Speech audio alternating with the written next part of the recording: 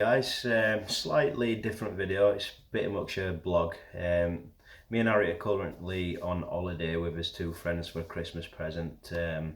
Like I said, it's something that we had a choice of doing. So, update on Heidi. We've had a phone call today to basically say this morning with the endoscopy results. It's all good news. It is good news. I mean, it's bad and it's good, but I'll talk to you in detail of what she said at the minute. So this morning we've taken her in, we've weighed her. Her weight was 25 kilograms, which is pretty much normal, and her weight's down to 18.84. As we took her in this morning, it's 18.85, which is practically a stone, and over obviously a month, it's a quarter of a stone each week. So we're delighted in a way that her weight has maintained 100 grams. And it's maintained and not dropped anymore. So it just shows you that our efforts and persistence has given Heidi hope and not lost too much weight for endoscopy. As we all know, a weak dog or a weak person, anything living under them circumstances can be quite bad. It's all about the strength of the person you're operating on. So the phone call I've just had, it was good news. It's from the lady who did the endoscopy and the tests and the swabs. So they put the camera down the throat. It's just kind of get the story as I'm saying it. It all makes sense to what's been happening. So the camera's gone down the throat, and as it's gone down to the larynx, I think I might be wrong. I know it's something larynx or something like that. As it's gone down, they found an old infection, a very severe sore throat. And that's obviously the antibiotics that they saw on the x-ray. There's something that we all brought up. With that being said, with a bit of severe sore throat, just like us, if you've got a sore throat, you want to cough, it's hard to swallow. That's exactly what Heidi's been going through.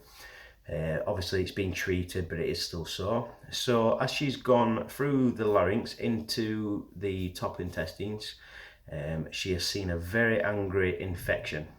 So as she's gone all the way around, they've still seen the infection.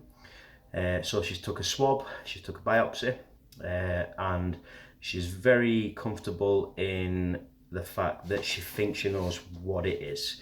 So again, just hold that thought. As she's gone further down towards into the stomach, the top of the stomach is quite inflamed, but the bottom seems to be fine.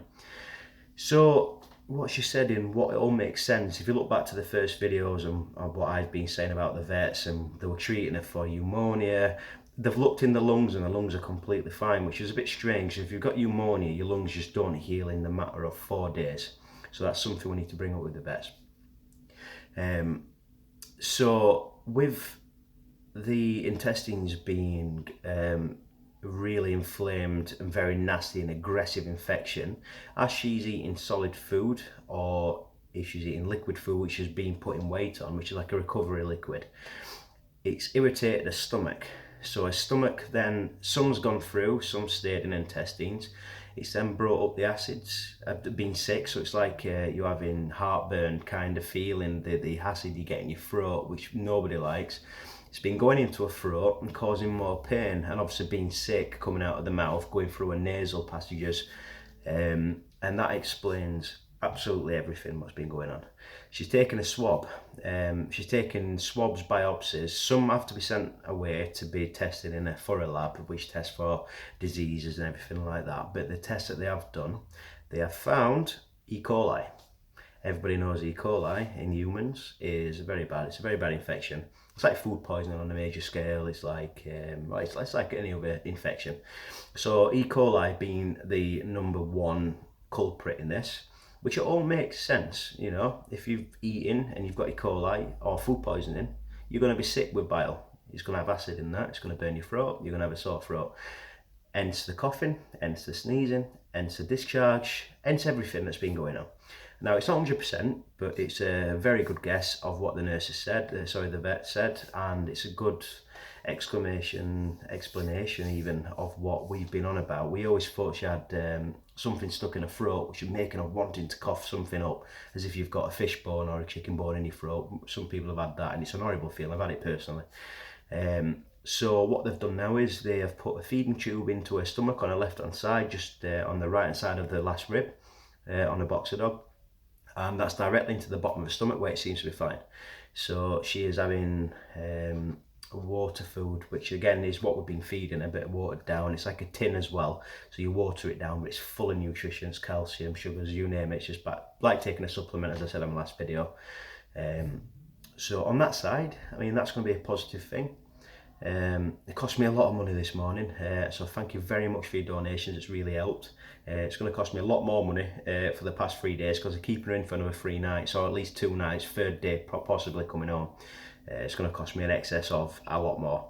But again, like I said yesterday, we're not dependent on the donations, but we greatly appreciate it. It's a bad time of the year. It's just come out of Christmas. I'm self-employed, so obviously I work, I get paid. If I have an holiday, I don't get paid. If I'm sick, I don't get paid.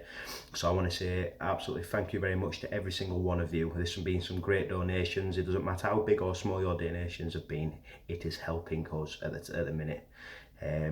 So I want to say a massive thank you. I'll keep you updated.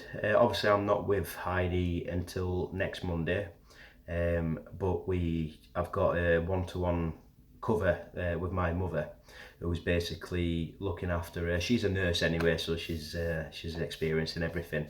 So feeding wise in her stomach, some people have already said, like, we've had a feeding tube, or I've been talking to people who've had a feeding tube. You flush it with, it's like a cap on it. It's got bandages around it, it's all sterile. You flush it with some sterile water, you put your food in a certain millage for the weight of the dog, then you flush it again so it flushes it down into the stomach, you clean the end, put the cap back on, job done. We'll have to do that for a while for her to gain weight, but she will gain weight. I can't see anything else, or the vets can't see anything else coming off this. With it being an infection, they're pretty sure it's E. coli that's really causing it. If you can imagine, I've seen the x-ray, so if you can imagine an x-ray of anything, where intestines were looping around, it looked like there was a rope in there, a black shadow kind of shade of rope that was going all the way around. Being black, it's an obvious sign, as people get things in the lungs and everything, it'll show as a black lump. It's foreign, it shouldn't be there. That's what we saw, that's what the vets have seen, so they're pretty sure that is the main cause. But again, thank you ever so much for your donations. If you do want to donate more, it's completely up to you. I don't mind. It is just going to help us. I'm not asking you to donate. I'll put the link below, but I really appreciate it and all your efforts. It's been emotional, it's been stressful, but together, and all your love, your prayers, your blessings, everything has really worked out this time.